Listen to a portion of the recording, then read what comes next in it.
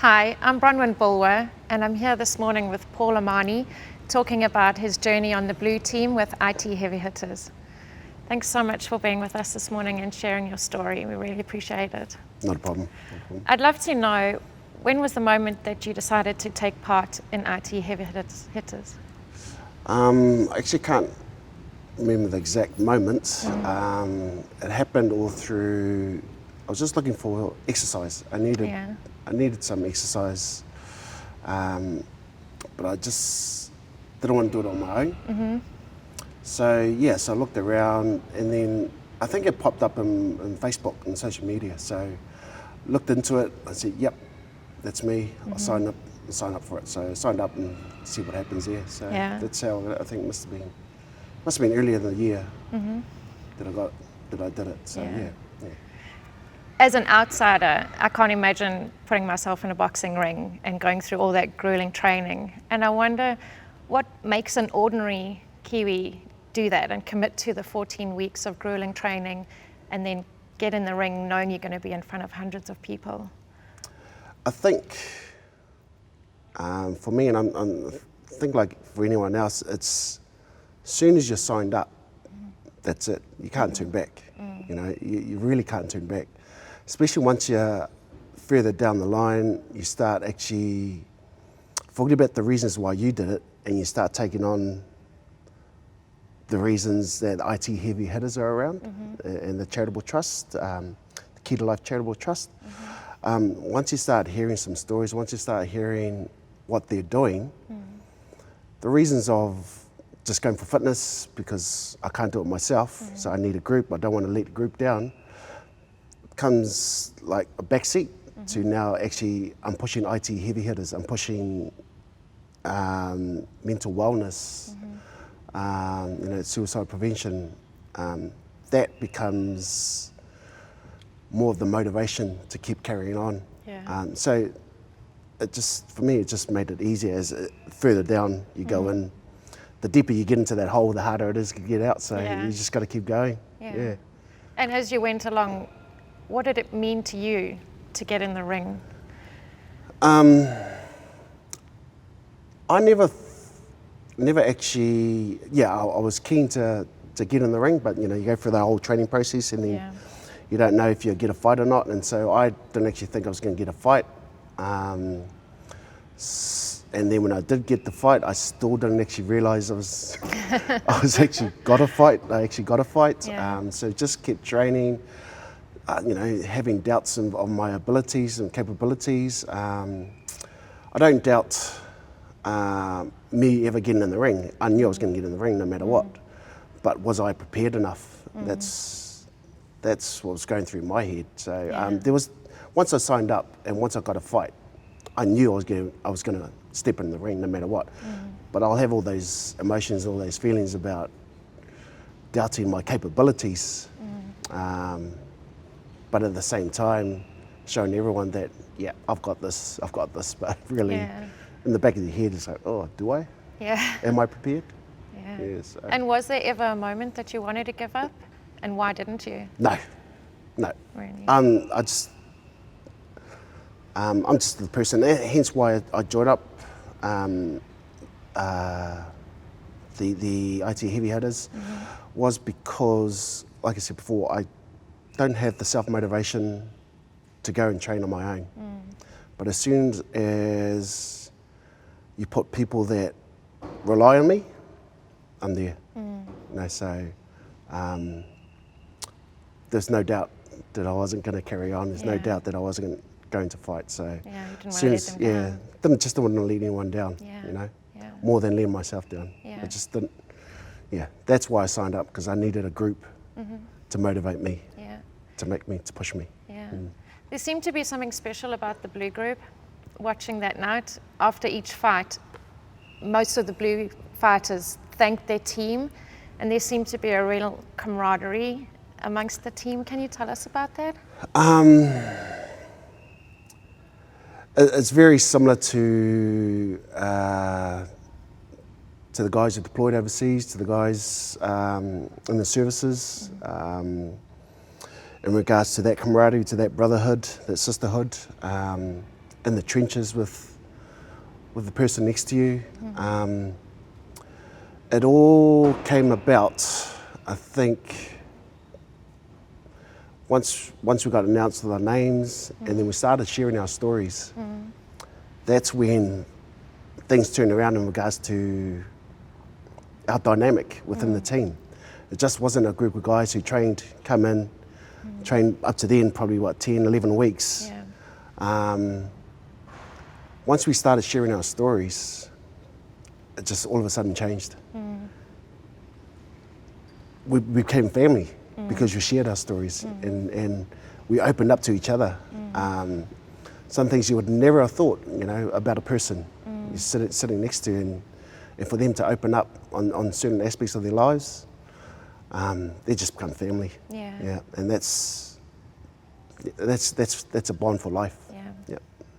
How has that changed you as a person, having that experience and being able to find a safe place to open up to people?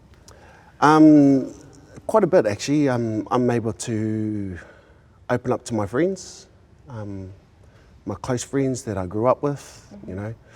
I'm actually able to talk about, mental wellness, depression, and so forth. So I'm openly talking about them and saying, yep, I've been through that, I've done that, I'm seeing people, Whereas before, no, I just kept it to myself. But now I'm happy to share to ensure that, my close friends, the guys that I grew up with, and my brothers, to share my story so they can see, okay, maybe they're not alone, because that's how I thought. Yeah. I've got to be tough. Yeah. You've got to be tough around my boys. Yeah. But after this, no, don't have to be. Can you tell us, as much as you're comfortable, telling us about your experience with depression?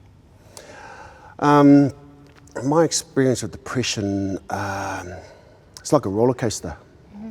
Ups and downs, big time. I love the highs. I work to get those highs and those feelings of accomplishment. When I train or whatever I do, even at work, if I take on a job that, that outcome's really good, I do what I need to do and actually shine a bit. I get those real good highs. But then after that, you start crashing. You start, mate, it feels like Groundhog Day. Do I really want to get up and go to work? What can I say to not to turn up to work? Those are those days that I find hard. Just to get out of bed. Just to get out of bed. It's hard to describe. I think all my down days are getting out of bed, trying to motivate myself to get out of bed and go to work, because it's hard to keep doing things Monday to Friday over and over again. And that's costed me a few jobs back in the days, not turning up to work. And you start getting into a hole when you don't turn up to work one day, but you haven't told. I never tell work, I just don't turn up, and then 2 days, 3 days, 4 days, don't want to see anyone, don't want to talk to anyone, and I start closing up real bad. So it's affected work in the past, I've lost jobs, lost relationships through it, don't open up, don't share, just close up. So that's how depression's affected me. It still has, still does.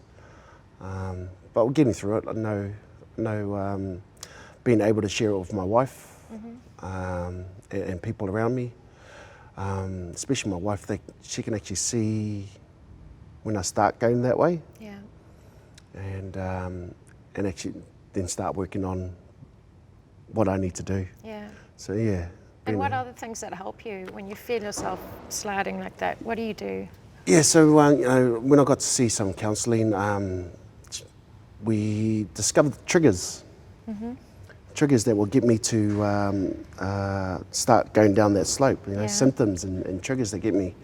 And one of the big triggers was was just when I was in the army. You know, did a lot of physical stuff. Played semi-professional rugby. You know, so I was very active. Yeah. As soon as I got out and as soon as I stopped playing rugby, I stopped being physical and stopped getting physical activities. Yeah. And so that, you know, those are one of the triggers, is just not Being active. not being active. Yeah. And then that starts that snowball of not eating well, not sleeping well, you know, Yeah. and it starts affecting work, starts affecting home life. Yeah. So these little triggers, once we discovered these triggers, and my wife and I would, you know, said, oh, I need to go out there, go to the gym or something. I need to go for a run or walk, Yeah. you know, or take up a sporting activity, surfing. I took up surfing. Did you? Yep, I took up surfing. Been out for a few times, still can't stand. Yeah, and the boxing, IT heavy hitters was one of them as well. It was one of the things, I need to go do something, you know. So that's how depression affects me. Yeah. Yeah. Sometimes it takes that other person just to point it out, because you don't feel always when you're sliding. Absolutely, And, absolutely. yeah. And that's why in one of my sessions, I was quite happy to bring my wife in and sit down, and we talked about it. And then she actually saw all the symptoms, all the triggers, everything that I was doing, that our counsellor was talking about. Yeah. You know, what makes me go down that slippery slope. Yeah. And now she understands. She actually sees what I was doing. Yeah. I wasn't actually pushing her around, pushing her away or anything. It was just me closing up. Yeah. And so her being able to see that, now if she sees it, she can pull me aside and say, hey, babe, what's going on? What do we need to do? Yeah. And then I sit back, oh, okay, I know, okay yeah. then, I see it. No, Yeah. it triggers me, like it's, Yeah. get out of my blinkers and, Yeah.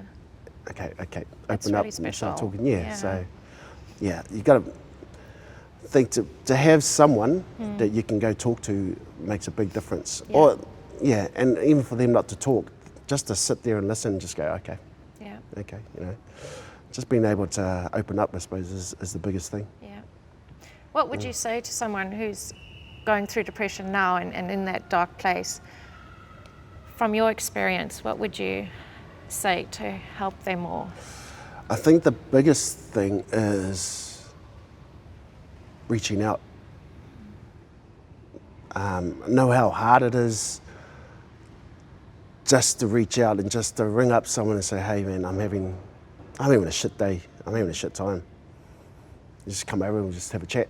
That's the hardest thing, is actually picking up the phone and calling someone. I think the only advice I can give is pick up the phone, call someone. If your partner's there, that's the best thing is just have a little talk, have a cup of tea and have a talk and say, oh, I'm feeling this. Yeah. I think that's the hardest thing, is making that step to be able to talk to someone or be able to reach out and talk to someone.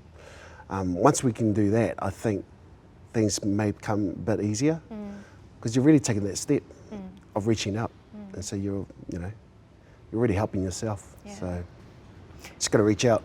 Yeah. As a Kiwi man, it's sometimes hard for men to do that, and you've done it. So how does it feel afterwards? Was it as scary doing it? And are you glad, was it worth it? Oh, absolutely. Where I am now, if I hadn't, I probably wouldn't be where I am today. Going through IT heavy hitters, having a beautiful relationship with my wife and kids. Funny story is, when I reached out, I didn't reach out to my wife or anyone. I reached out to work. Did you? Because I was like 2-3 days into my little closet. Yeah. And it probably been the third or fourth time it's happened in that year at work, and I make some excuses. And I thought to myself, I've got to be honest, because I'm going to lose this job. Yeah. So I emailed work and I told them the exact truth. I said, I'm having depression. Yeah. It felt like depression. Yeah. That's all I knew. That's why I haven't been turning up to work. So luckily, after I did that, I went to the doctors as well, and I said to them, you know, in the last 3-4 days, I've just been feeling down. So I got referrals from the doctors, which got me some counselling. I got work who were keen to refer me to some counselling as well. Yeah. That they were going to pay for and so forth, and they were more than happy to help me and to work with me to get through work and to ensure that work isn't an arduous event, you know, and trying to make sure there's a work-life balance. Absolutely. That I can keep carrying on. Yeah. So I reached out to work, I reached out to the doctors, and that put me in a place where now I'm committed. I have to carry on. Yeah. You know, I have to carry on seeing the consultants and you know. It's a journey, hey? Yeah. So Pacific Islands, nah, you don't open up, you don't share. You know, you just do the mahi, do the work, and carry on. Come home, look after your family, put the kids to bed, go to sleep, get back up, do what needs to be done. Eh? do what needs to be done, and carry on. And don't, you know, don't cry about it. Just do it. Yeah. So, I think not just Kiwi men, but especially in the Pacific Polynesian Māori culture, we need to show our emotions. We need to share. We need to be not just man up, be tough, but man up in your emotions and open up and yeah. Yeah, it takes courage. Eh? That's a strong man to do that. I don't think it takes courage. I think it just, if you want to look after your family, you look after yourself first. That's not courage. That's you wanting to be like manning up. So it doesn't take courage. It's just, you just got to look. You want to look after your family, look after yourself. That's what I'd say. That's really powerful. Thank you, Paul, for sharing your story with us. It's really inspirational, and I hope a lot of men feel inspired and encouraged to do what you've done if they feel that they need to talk. You can, be that role model, and it's okay to talk, and it turned out good. Absolutely, it's okay to talk. Yeah. Reach out. That's what we do. Thank you so much. Thank you. And thank you to all the team and the sponsors who made this interview possible. Thanks a lot.